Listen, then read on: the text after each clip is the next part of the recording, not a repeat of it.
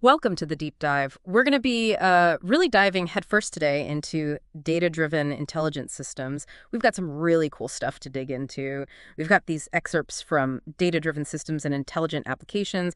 It's fresh off the press from CRC, and we're also going to be taking a look at this chapter all about how these systems are turning our cities into, well, smart cities. Yeah, and it's a field that's moving so quickly. Well, like the cutting edge just a couple years ago is already like laying the groundwork for these applications that we could only dream of. Yeah, it really does feel like it's changing every single day. And it's like that saying, data is the new oil, right? But like oil, just having it sitting around isn't all that useful.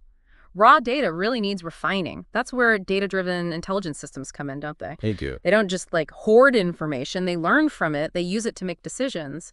But what is it that makes a system intelligent? You can almost think of it like, imagine a detective who gets sharper, more insightful with every single case that they crack. Yeah. That's kind of the core of these data-driven intelligence systems.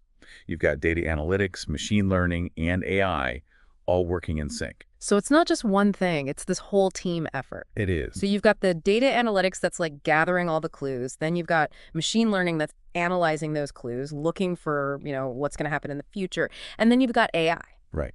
And the AI swoops in to use those predictions to really crack the case wide open. Exactly. And just like a detective needs accurate information, data quality is absolutely key here.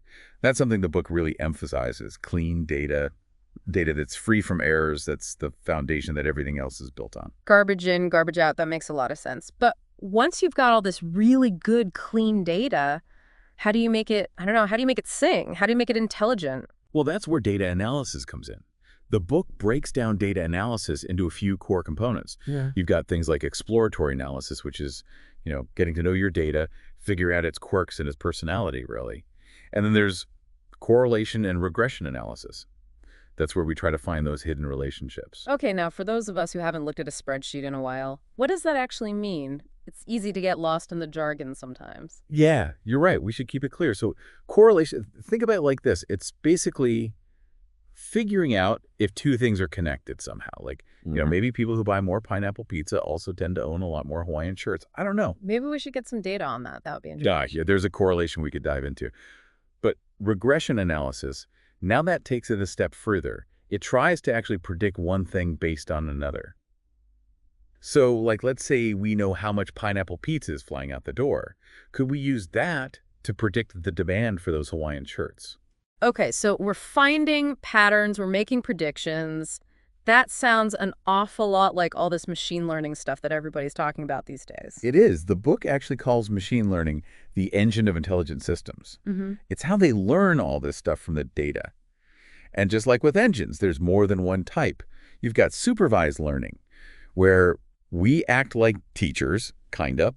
We give the machine labeled data, and it learns how to make predictions from that. Oh, so like if we showed it a bunch of pictures and we're like, this one's a cat, this one's a dog, this one's a cat, this one's a dog, eventually it would just figure out, oh, okay, now I can tell the difference between a cat and a dog on my own. Exactly. But then there's also this other thing called unsupervised learning. That's more like if we just gave the machine a compass and we said, go explore this giant wilderness of data. You're free to find your own patterns, group together similar things, just go have fun with it. So if we think back to our detective analogy, supervised learning is like giving them case files to study, whereas unsupervised is more like turning them loose on the city to be like, okay, you find the patterns yourself. I like that. That's really neat. But where does AI fit into all of this? Is AI like the driver in this whole equation? That's a great way to think about it. AI is definitely the one behind the wheel, taking those insights, those patterns that it learned from the machine learning, and it's using them to make decisions, solve problems, steer us towards our goals. And that's where it gets really exciting. So we've got the data, we've got the analysis tools, we've got the learning algorithms, and then AI comes in and ties it all together. It actually does something with all that information. Yeah. It takes all of that detective work, all that analysis, and it puts it into action. You got it. And that is where we start to see some of the really incredible things that data-driven intelligence systems can do. And speaking of incredible things, in the next part of our deep dive, we are going to be exploring some real-world applications that almost seem like science fiction. So we're back, and we're ready to really dive into some of the incredible ways that these data-driven intelligent systems are already out there, like changing things in the real world. And I think at the end of the last part, you even said that some of these applications almost sound like they're right out of science fiction. I gotta say, this whole section in these materials about data-driven healthcare, that really got my eye. Oh, yeah. It's amazing to see how it's already transforming healthcare, even this early stage, like disease prediction and diagnosis, for example. I mean, that's huge. Yeah, and this whole thing about how AI can actually analyze biomedical signals, that blew me away. It's like having a crystal ball, but for your health. It really is. I don't think most people realize how much data their body's generating every second of every day. It's remarkable. Just think about it. Your ECG, your EEG, even like your fitness tracker, it's all capturing this incredibly valuable data. And AI can actually spot patterns in that data, sometimes even before you have any symptoms.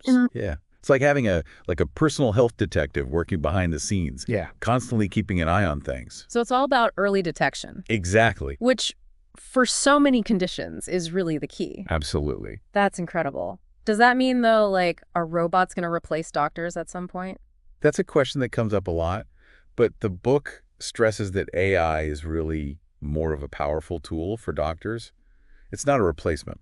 It's like, imagine giving a doctor this super smart assistant, right? One that can like analyze mountains of data, pinpoint potential risks. It helps them make much more informed decisions. Okay, that's reassuring at least. But, they say with great power comes great responsibility, right? All right. What about, like, the ethical side of all of this, using AI in healthcare? I mean? Yeah, that's absolutely critical to address. We need to be sure that these systems are being developed responsibly, that they're deployed ethically.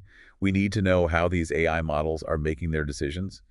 And having those checks and balances in place is essential. So it's not just about the technology itself, it's how we actually use it that's important. Exactly. Yeah. It sounds like we're on the verge of, like, this huge revolution in healthcare. But data-driven intelligent systems, they're not just limited to medicine, are they?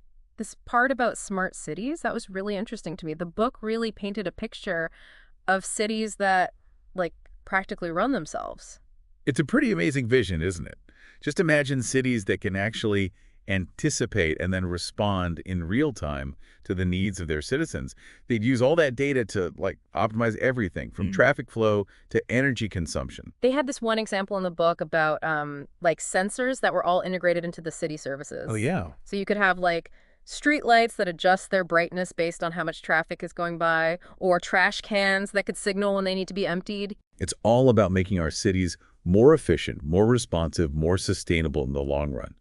The book even talks about how these kinds of systems could be used in emergency situations, giving first responders that critical real-time information when they need it most. Wow, that's a game changer. Absolutely. So we're talking about, like, giving a city a digital nervous system. In a way, yeah. But with all that data coming in from every direction, from all these different sources, how do you even begin to manage it all? That's a huge challenge. The book really emphasizes that we need skilled professionals who know what they're doing, who can wrangle all that data, analyze it, and, make sense of it. It's a field with a lot of potential, that's for sure. And that kind of brings us to another really hot topic, big data. Oh, yeah, everybody's talking about big data. But what does it even mean? Why is it so important for these intelligent systems? You can kind of think of big data like the fuel for intelligent systems. Yeah. We're talking about any data set that's so big, so complex, that traditional data processing methods, they can't handle it. The more of this high-quality data these systems have access to, the more they can learn, the better they get at adapting and evolving. But managing big data, that's got to be a pretty difficult task, right? It's like trying to store an ocean in a teacup. What about, like, storage space? The processing power needed to deal with all that information. Right, and you're hitting on one of the biggest challenges there. The book talks a lot about the importance of distributed computing, which is basically like if you could take the power of like many different computers and get them all working together in perfect unison, it's like teamwork, but on this massive digital scale. So instead of having one giant supercomputer, you've got this whole army of computers all crunching numbers together. Yeah, exactly. That's wild. So it's not all just challenges with big data, though. There are some pretty amazing opportunities too, right? Absolutely. The book really emphasizes how big data opens all these doors to powerful analytics, real-time insights, even like personalized experiences tailored just for you. Hmm. Think about like how Netflix can recommend movies based on what you've watched before, or how online stores, they can suggest products to you based on your past purchases. That's big data in action. So it's not just about crunching numbers. It's about using those numbers to, I don't know, make our lives better somehow, make things more efficient. It's pretty impressive and also a little bit, I don't know, thought-provoking. I agree. And, that actually leads us really well into the future of data-driven systems, a future that's just like overflowing with potential, but also with some pretty big questions about how this technology is going to shape, the world that we live in.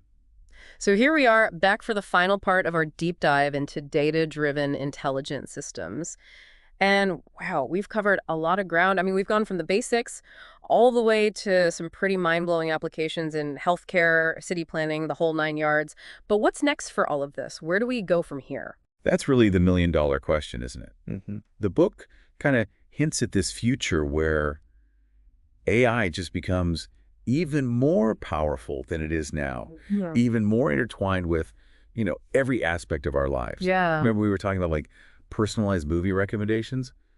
Well, imagine that kind of hyper-personalization, but applied to healthcare, to education, even to like the way our cities operate. It's almost like stepping into one of those science fiction novels. Exciting, but maybe a little bit, I don't know. Yeah. Like it makes you wonder if these systems are constantly getting smarter, where does that leave us? What does it even mean to be human in a world where AI is calling more and more of the shots? Right. It's a huge question. And I think a big part of it is that as we're handing over more and more control to these systems, we have to be sure that they're being used ethically, that they're truly benefiting humanity as a whole. It's like, when you're raising kids, you want to empower them, give them the tools they need to succeed, but you also want to instill in them a strong moral compass. That's a great analogy. And it actually makes me think so much of our deep dive has been about how these data-driven systems are affecting these big things like medicine, like how cities are run.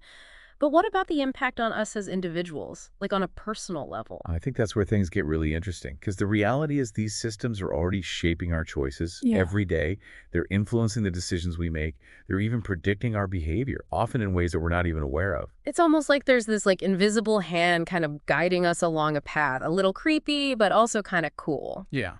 So if there's one big takeaway that our listeners should get from this deep dive into data-driven intelligent systems, what would it be? I think the biggest takeaway is pretty simple. This technology is here to stay.